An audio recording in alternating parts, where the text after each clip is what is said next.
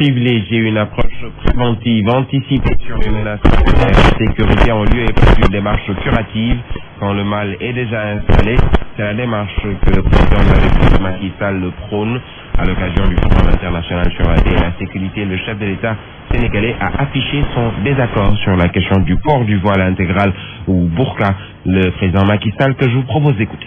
Nous ne saurions accepter chez nous qu'on vienne nous imposer une autre forme de religion qu'on n'a pas connue jusque-là comme islam modéré et tolérant. Et donc ça, c'est une question de la société toute entière. Ce n'est pas seulement l'affaire des États. Lorsque l'on voit des formes nouvelles, par exemple de port de voile intégral dans nos sociétés, alors que ça ne correspond ni à notre culture, ni même à notre conception de l'islam, nous devons avoir le courage de combattre cette forme excessive, c'est-à-dire que nous ne pouvons pas accepter que des modèles qui viennent de je ne sais d'où soient imposés en Afrique parce que simplement les Africains sont pauvres, il faut financer des mosquées, il faut financer des écoles, donc il faut leur imposer une culture ou une tradition. Nous devons le refuser en tant qu'Africains. Tout en prenant dans les politiques un discours philosophique et théologique, cela passe par une formation des imams dans le sens d'un islam tolérant. Des propos du chef de l'État hier à l'ouverture du forum. Je propose de l'écouter. Quelques-uns, j'ai entendu les hommes politiques essayer de faire le lien. Je les invite à faire très attention. Et aussi, je peux dire ici que la lutte contre le terrorisme ne sera tolérée ce genre d'écart, parce qu'il s'agit de la sécurité nationale, il s'agit de la sécurité des personnes et des biens. Et cela, tout le monde doit le comprendre. Je pense que donc, la lutte contre le terrorisme va appeler bien entendu une grande coopération, puisque nous sommes dans un bloc de coopération où nous avons la libre circulation des personnes et des biens. Donc cela favorise bien entendu les crimes transfrontaliers. L'édile de Mbelleré est en phase avec le président de la République sur sa volonté de lutter contre le terrorisme. Selon Alioudia, l'État ne doit ménager aucun effort pour que les coupables de cet acte ou ces actes soient traduits devant le tribunal, même s'il s'agit d'imams. Alioudia, il est au micro d'Alassane Baldé. Nous avons développé au Sénégal les confréries. Mais quelle que soit la forme de pratique au Sénégal, nous avions eu des guides religieux très adeptes, très cultivés, vraiment qui ont tous condamné la violence. Cependant, il ne faudrait pas que l'on dorme sur nos lauriers. Quand on voit maintenant des actes terroristes, presque dans beaucoup de pays limitrophes, nous devons prendre les devants. Dieu merci, on a un État responsable. Récemment, on a parlé d'arrestation d'imams. Les imams, c'est des êtres humains. Si l'on pense que parmi ces milliers, il y en a qui développent des discours de terroristes, il y en a qui ont des comportements de terroristes, c'est du devoir de l'État de les interpeller pour vérifier à quoi ils marchent. S'ils sont vraiment en conformité avec la loi et les règlements du pays, qu'on les libère et qu'on informe le peuple. Mais s'ils ne sont pas en conformité avec la loi, qu'on les traduise devant la justice et que force reste là à la loi. À côté de ces politiques, il faut développer un discours philosophique et même théologique. Cela nécessite, bien entendu, une formation des imams dans le sens d'un islam tolérant. Et c'est le modèle d'islam que nous avons adopté depuis que l'islam a été introduit en Afrique, en tout cas en Afrique de l'Ouest. C'est un islam tolérant. Nous ne saurions donc accepter chez nous qu'on vienne nous imposer une autre forme de religion, a martelé Macky Sall à la tribune du Forum international sur la paix et la sécurité de Dakar. Seulement, est-ce possible de parler d'islam africain ou d'islam au pluriel? C'est la chronique de ce mardi, signée Pape Charsila. Rien n'est plus choquant pour un musulman que de voir ou d'entendre tuer des innocents, surtout au nom de sa religion. Mais monsieur le président Macky Sall, c'est choquant également pour un musulman d'entendre ou de voir parler d'islam au pluriel. D'islam africain, d'islam asiatique, européen, d'islam de tout genre. Dans l'entendement du musulman et d'après son Coran et la tradition de son prophète, il n'y a qu'un seul islam. Celui-là même pratiqué par le musulman new-yorkais, le musulman dakarois, celui de Durban, d'Alger, de Paris, d'Oman ou de Kuala Lumpur. Parler d'islam au pluriel, c'est soit de l'ignorance, soit de la provocation. Maintenant, sur la paix et la sécurité en Afrique organisée à Dakar, peut permettre de remplir ses poches de per diem, de pas mal de billets de dollars. Mais en aucune manière, un tel forum peut permettre de redéfinir l'islam ou de le requalifier. Et puis, pas de demi-mesure, il faut aller jusqu'au bout de l'idée. Combattre le terrorisme en Afrique, c'est oser faire face à ces superpuissances, comme les États-Unis et la France, qui souvent financent ou arment ces groupes terroristes. Il n'y en a pas un seul qui n'a pas bénéficié dans un passé récent d'un soutien de ces superpuissances. Par moments même, ces groupes sont utilisés par ces mêmes puissances pour destituer des régimes. Ignorer cet aspect de la problématique du terrorisme en Afrique, c'est autoprogrammer ces forums internationaux à l'échec. Le reste de l'actualité, nouvelle saisie de la section de recherche de la gendarmerie. Il s'agit d'une tonne de résine de cannabis saisie à Fass Mbao, mais aussi au centre commercial de Petersen en plein cœur de Dakar. La gendarmerie a au cours de cette opération arrêté 5 personnes, dont le cerveau de la bande. Il s'agit tous de Sénégalais. Ils ont été déférés au parquet. Les détails, Evelyne Manjouba. La section de recherche de la gendarmerie nationale a mis la main sur plus d'une tonne de résine de cannabis, soit 1130 kg de drogue introduits dans notre pays par les Sénégalais. Le chef d'escadron, Issa Diak, chef de la section de recherche de la gendarmerie, revient sur le réseau. Il s'agit en fait d'un réseau de trafic international de drogue, essentiellement composé de ressortissants sénégalais, dont les ramifications vont jusqu'au Mali et même bien au-delà. Ce produit est arrivé par le corridor Dakar-Bamako, par le biais de camions gros porteurs, avant d'être stockés dans des caches qui ont été régulièrement déplacées pour échapper à la vigilance des forces de sécurité. La première saisie, 1100 kg de brown, a été effectuée sur une voiture à Fass Mbao. Ce sera alors le point de départ d'une série de filatures, d'interpellations et de perquisitions qui a mené les enquêteurs à Pikine, Guédiawaye et enfin dans une cantine au centre commercial Petersen. Plus d'une tonne de chanvre indien y sera saisie. L'opération entre dans le cadre de la politique nationale de lutte contre le trafic de drogue à laquelle participent toutes les forces de sécurité. Le haut commandement de la gendarmerie nationale ne cesse de renforcer et consolider le dispositif de riposte dans une posture proactive et anticipatrice dont l'objectif est d'installer l'insécurité dans le camp. Cette opération a permis de mettre aux arrêts 5 individus, dont le chef du réseau. Ils ont tous été déférés au parquet. Et puis nous parlons de cette plainte ou complainte de la direction de Dakar Demdik qui a pris la mesure, ou plutôt la décision de porter plainte contre les marchands ambulants qui hier ont caillassé aux alentours du marché Sandaga un bus de Dakar Demdik. Ces derniers ont manifesté leur colère au niveau de l'artère qui mène vers Sandaga et lors de ces échauffourées, le conducteur du bus a même été blessé. Il est présentement interné au CTO, nous dit le responsable de la cellule de communication de 3D, Mamadou Sélé Anne. Il est avec Aminata Dra. Ce matin, vers midi, notre bus Volvo qui faisait son service sur la ligne 1 a été caillassé par des individus. Malheureusement, ces mêmes individus ont blessé à la tête notre conducteur. C'est une situation que nous déplorons, que nous regrettons et que nous allons poursuivre jusqu'au bout pour pouvoir faire justice et éviter ce genre de comportement. La première réaction, c'est de porter plainte et de suivre l'affaire jusqu'au bout. Ce que beaucoup ne savent pas, c'est que Dakar Demdik dispose de moyens de surveillance, donc dispose aussi, au-delà de pour la sécurité préventive, nous avons mis en place des équipes de surveillance réseau. Donc ces équipes-là nous permettent d'identifier des troubles, d'identifier des fauteurs de troubles et faire le travail d'abord de prévention. Le ministre Aly Ngouille Ndiaye était à Touba hier où il a visité une huilerie et une usine de traitement d'eau de source dans un contexte de démarrage très prochain de la campagne de commercialisation de l'arachide. Le ministre invite à une exploitation efficiente des graines. Pour l'eau, il encourage l'initiative et invite tout le monde à copier cet exemple. Le voici avec Abdoulaye Diaye.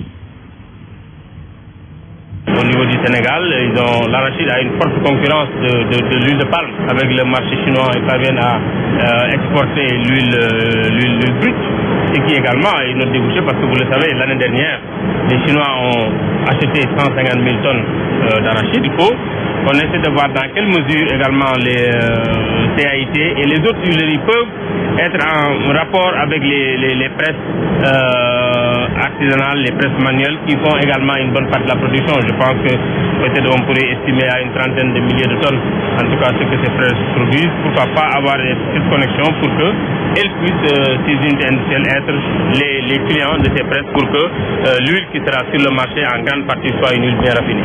C'est une unité industrielle qui a une capacité de production de 7000 bouteilles par jour. C'est important qu'on qu'on puisse voir comment cette eau également puisse intégrer le marché même régional.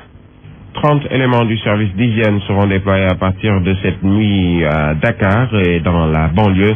Ils sont chargés de faire du saupoudrage pour lutter contre certaines maladies et désinfecter les zones visitées. Cette campagne sera déroulée durant une semaine. Compte rendu, Aminata Dramé. Pour protéger les populations contre certaines maladies, le service d'hygiène a déployé 30 agents, 6 véhicules et 15 autoviseurs pour l'opération de saupoudrage qui va démarrer ce soir, selon le chef de la brigade départementale d'hygiène de Dakar. Nous sommes en train de mettre en œuvre de façon concrète cette lutte antibactérielle pour réduire la densité des moustiques et augmenter leur taux de mortalité. Et en vue de sauvegarder la santé de la population contre le paludisme, contre toutes les maladies à transmission vectorielle. Nous allons attaquer 3 communes par jour, donc c'est une durée d'une semaine. La commune de Gorée, y comprise. Et s'il y a des zones humides, on va les... Nous allons encore également investir les camps militaires, les camps de gendarmerie, les camps de policiers et de pompiers, là aussi pour renforcer la sécurité dans ces milieux sensibles. Et nous sommes là pour lutter contre les moustiques exophiles. Des mesures préventives doivent être prises par les populations, suggère le patron des services d'hygiène. Nous invitons les populations d'éviter de s'exposer aux nuages d'insecticides, d'éviter de vendre les denrées alimentaires sur la voie publique aux heures de passage des véhicules, de fermer les portes et les fenêtres de leur maison, de garder les animaux domestiques, les mangeoires et les abreuvoirs. C'est des mesures de précaution extrêmement importantes qui peuvent garantir le succès de nos interventions. Cette opération va durer pendant une semaine. Les éléments du service d'hygiène vont faire le tour des différents quartiers de la capitale et au niveau de la banlieue. Shell, Traffic News. Plus de 50 millions de francs CFA, c'est l'enveloppe dégagée par le ministère de la Femme, de la Famille et de l'Enfance en partenariat avec la coopération italienne pour la construction et la réhabilitation d'infrastructures sanitaires et éducatives dans la région de Kaolack. En tournée dans la localité pour visiter les réalisations du gouvernement, le programme intégré de développement économique et social PIDES, le ministre Mariama Sarr et ses partenaires se sont rendus dans les départements de Guinguinéo et Nioro où nous retrouvons Farah Diassé. C'est dans cette ambiance folklorique que les populations de Nioro ont accueilli le ministre de la Femme, de la Famille et de l'Enfance. Mariama Sarr a présidé ainsi la cérémonie de lancement du programme de développement communal couplé à l'inauguration de 3 salles de classe à l'école Nioro Sud grâce à la coopération sénégalo-italienne à travers le projet PIDES. L'éducation comme vecteur de transmission de valeurs et de savoir, d'attitude et de comportement sur une citoyenneté responsable constitue pour tous les parents et l'État un levier essentiel pour la promotion d'un développement humain durable dans une société de justice et de paix. Prononçant son mot de bienvenue, le premier magistrat de la ville de Nioro saisit l'occasion qui lui est offerte pour exposer un certain nombre de difficultés qui freinent le développement de sa localité. Abdoulaye Ba. Au niveau de l'école franco-arabe, nous avons un député de 100 places. Je vous dis encore une fois, Madame la ministre, vous demandez si possible de nous aider à avoir de tels investissements. Poursuivant sa visite des réalisations du programme intégré de développement économique et social dans la région de Kaolack, la délégation ministérielle s'est rendue aussi à Guinguinéo. Ici, Mariama Sarr et ses partenaires italiens ont visité les travaux de réhabilitation et d'expansion de la case des tout-petits. Elle a aussi réceptionné le tout nouveau poste de santé de la localité. Zik FM Kaolack, Farah Diassé. Farah Diassé, nous rendons à Pikine où le démarrage effectif des cours traîne dans certaines écoles de la banlieue. Le constat est fait par les directeurs d'école. Cette situation est causée par le manque de fournitures pour les élèves. Les collectivités locales tentent de sauver les meubles en donnant des fournitures scolaires. Reportage Younous Abaldé. L'absence de fournitures scolaires est un handicap majeur pour le démarrage effectif des cours dans les écoles. Certains parents frappés par la pauvreté peinent à trouver des cahiers, des livres matériels pour leurs enfants. Cette année, la rentrée de classe a coïncidé avec la Tabaski, ce qui a été très dur pour les parents pour acheter les fournitures des enfants. Madame Diop Fatoumata Bintou Touré est la directrice de l'école Ahmed Sow à Thiaroye Azur. Dans nos écoles, il y a toujours des élèves qui n'ont pas de cahier, des élèves qui n'ont ni sac, ni cahier, ni ardoise. Il nous arrive des fois de débourser pour acheter des fournitures aux enfants. La commune de Thiaroye-sur-Mer a dégagé plus de 5 millions de francs CFA pour offrir plus de 11 500 cahiers aux élèves des 4 établissements de la localité. Sabaho Cham, inspecteur en service à l'IEF de Thiaroye. Il y a une nette relation entre le matériel d'appoint et l'éducation de qualité. Si aujourd'hui le maire a pensé à mettre à la disposition des écoles ce lot de matériel, nous ne pouvons que nous en réjouir. La vétusté des toitures des classes de certaines écoles et l'entretien des fosses septiques ont été également soulevés. En guise de réponse, le maire indique que des maçons seront envoyés dans les écoles pour voir comment ces problèmes seront réglés. Pikine, Younoussa Baldé, Zik FM. Baldé, à Mbeleké, l'école n'est pas au meilleur de sa forme, entre autres difficultés, le manque de salles de cours, de professeurs, mais aussi de matériel reprographique. Les doléances posées par le proviseur à l'occasion de la célébration de l'excellence de la commune où les filles se sont particulièrement distinguées de par ces bons résultats obtenus. Correspondance à Hassan Baldé. La scolarisation et le maintien des filles à l'école n'est plus qu'un simple slogan, mais plutôt une réalité à Mbeleké. Et sur les 25 meilleurs élèves de l'année dernière, 12 sont des filles. Des prix leur ont été décernés à l'occasion de la célébration de la fête de l'excellence. Daouda Diaw a encouragé les élèves afin qu'ils restent meilleurs, afin qu'ils puissent faire face aux défis de demain. Malgré ces bons résultats obtenus, des difficultés sont à noter selon le président du lycée de Mbeleké. Yoro Sow. Maintenant, le problème du matériel de reprographie, on est un peu chaud, les machines souvent tombent en panne. Pareil pour les enseignants, les 2 dernières années, j'avoue que c'était très compliqué. On est resté 2 ans sans professeur de philosophie. Mais pour le maire, des mesures d'accompagnement seront prises pour maintenir ces acquis. Aliou Dia. Cela veut dire que donc la parité est une réalité. La commune ne ménagera pas très fort pour aider ces jeunes filles, également les suivre avec les moyens qu'elles aillent à l'université. Encore des cadres. Soucieux de l'avenir des élèves, les initiateurs de ce prix d'excellence appellent pour la construction d'une bibliothèque municipale ainsi que l'installation d'un réseau internet au sein du lycée pour connecter les élèves de Mbeleké au reste du monde.